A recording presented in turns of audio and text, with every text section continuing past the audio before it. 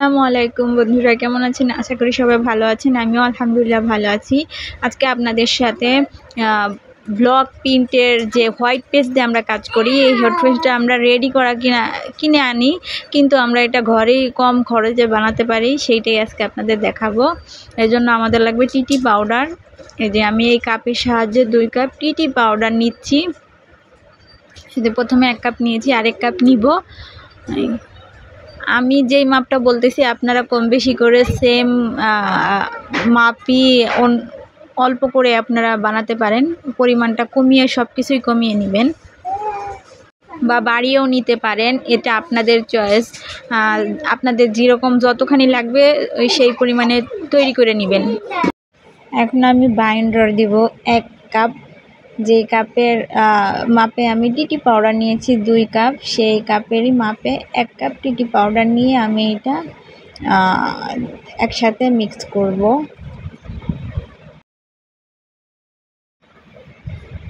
একটা চামচের সাহায্যে আমি খুব ভালো করে এগুলো একসাথে মিক্স করে নিতেছি। টিটি পাউডার অ্যান্ড বাইন্ডার একসাথে খুব ভালো করে মিক্স করে নিতে হবে।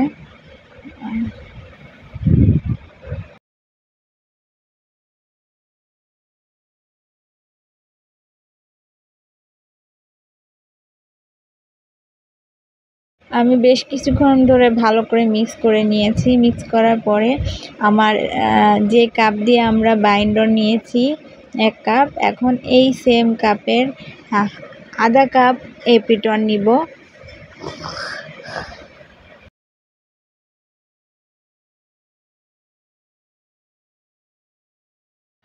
এপিটন দেওয়ার পরে আমরা এটাও ভালো করে মিক্স করে নিব। খুব ভালো করে মিক্স করার পরে আমরা এক এক করে আরও কেমিক্যাল আছে, সেই কেমিক্যালগুলো দিব। তার আগে এই কেমিক্যালগুলো ভালো করে মিক্স করতে হবে। এখন দেবো আমরা এনকে দিব 2 চামচের মতো। আমার চামচটা বড়,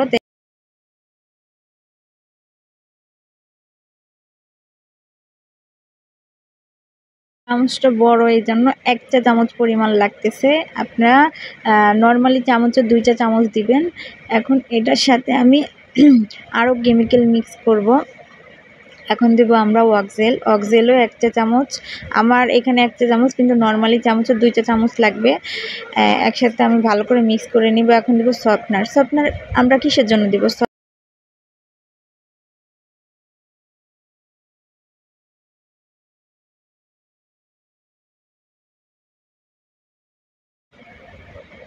সফটনার আমরা দেব, হোয়াইট পেস্ট একটু হার্ড হয়, এই কারণে সফটনার দিলে হোয়াইট পেস্টটা একটু সফট হবে, এই কারণে সফটনার দেয়। আর সফটনার দিয়ে আমরা ভালো করে মিক্স করে নিব। এখন আমরা ভালো করে মিক্স করে নিলেই রেডি হয়ে যাবে আমাদের দোকানের মতো হোয়াইট পেস্ট।